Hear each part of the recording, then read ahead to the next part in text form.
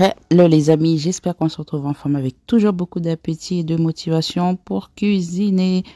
Bienvenue à nouveau sur la chaîne, j'espère que la chaîne vous apportera un petit quelque chose en cuisine. Alors aujourd'hui je vous propose une recette de riz à la tomate concentrée et légumes. En gros, du riz rouge aux légumes.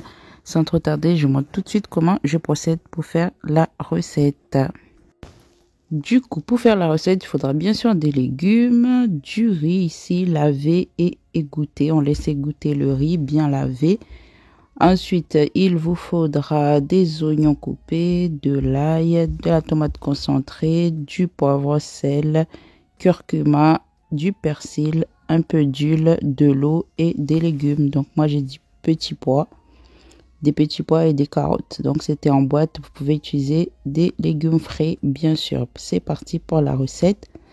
Pour commencer, je vais mettre ma marmite au feu, je vais mettre un peu d'huile d'olive, vous pouvez mettre du beurre si vous voulez.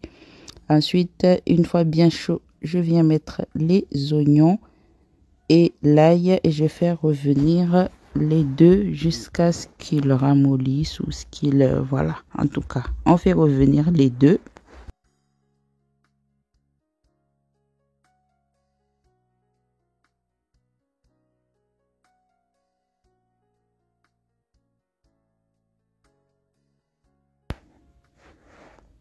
Une fois que les deux éléments ont bien ramolli, on va mettre notre tomate concentrée. Voilà, moi j'ai mis 2 grosses cuillères. Vous pouvez mettre la dose, hein. On veut du riz rouge, donc c'est la tomate concentrée qui va faire le rouge en tout cas.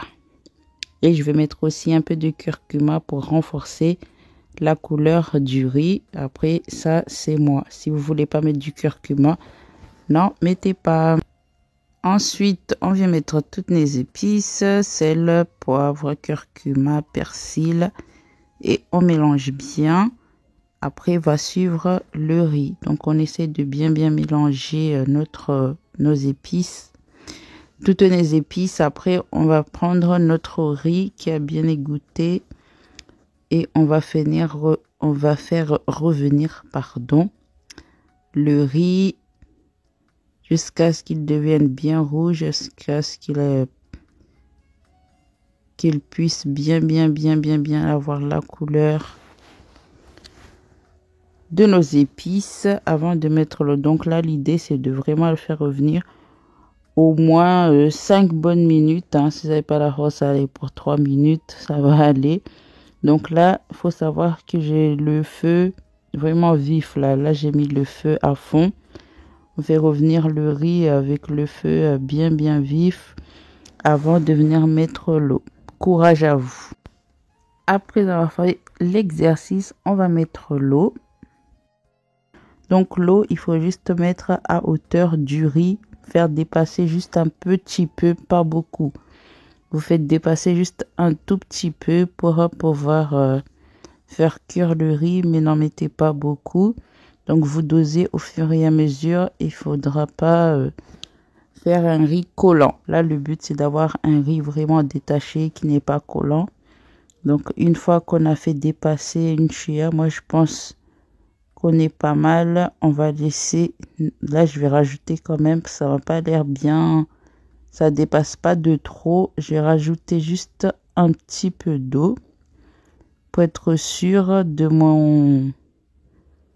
mon affaire, hein.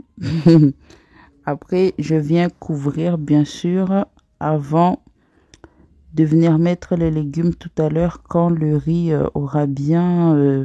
quand l'eau se sera bien évaporée. Donc, on couvre bien et on baisse le feu, bien sûr. Et là, vous voyez, l'eau c'est bien évaporé. Là, on n'a plus d'eau. C'est à ce moment-là qu'on vient mettre les légumes. Donc là, je viens mettre mes légumes et je vais bien mélanger avant de venir mettre du papier cuisson ou du papier alu. Et c'est la vapeur qui va cuire le riz tranquillement afin d'avoir un riz bien décollé et pas collant. Voilà pour la petite affaire. Donc là, on mélange bien pour que les légumes puissent bien se mélanger, enfin avoir un beau mélange avec les légumes et le riz. Ensuite, on vient placer notre papier alu au-dessus. Donc, soit vous prenez du papier alu comme moi ou sinon du papier cuisson. Les deux fonctionnent très bien. C'est surtout le fait d'emprisonner la vapeur à l'intérieur et laisser le riz cuire tranquillement. Donc là, vous baissez le feu. Vous baissez le feu au maximum. Vous mettez vraiment le feu doux et vous laissez cuire le riz vraiment une bonne vingtaine de minutes avant de venir découvrir et regarder si le riz est bien cuit. S'il n'est pas bien cuit, vous refermez et vous laissez encore quelques minutes avant de servir. Donc pour moi c'est bon, je constate que mon riz est bien cuit et n'est pas collant du tout. Donc j'ai le résultat voulu. C'est parfait comme ça. Donc vous pouvez goûter et voir si votre riz est bien cuit. S'il n'est pas bien cuit, ben vous remettez le papier cuisson ou le papier alu au-dessus et vous baissez vraiment le feu au maximum et vous laissez la vapeur faire le travail. Donc pour moi c'est ok, c'est parti pour servir les amis. Il n'y a rien de compliqué, vous voyez le riz est bien détaché.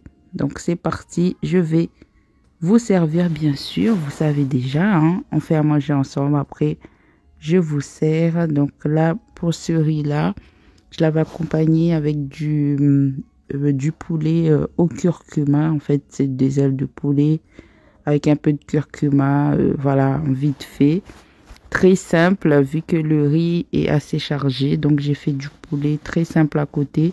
Je vous posterai la recette juste après cette recette pour vous montrer avec quel accompagnement enfin j'avais avec mon riz, si ça peut vous intéresser. Donc voilà, on essaye de faire un beau truc pour vous les amis. Donc là pour moi c'est ok. Maintenant reste plus qu'à déguster. En tout cas j'espère que mon petit partage vous aura plu les amis. N'oubliez pas de vous abonner, bien sûr, de liker, mettre un pouce bleu, d'activer la cloche des notifications pour ne rien rater de mes prochaines recettes et partages. Et surtout, commentez. Laissez des commentaires, les amis. Vos commentaires sont essentiels à la chaîne. Sur ce, je vous dis prenez soin de vous et de vos familles et rendez-vous à la prochaine vidéo. Des bisous.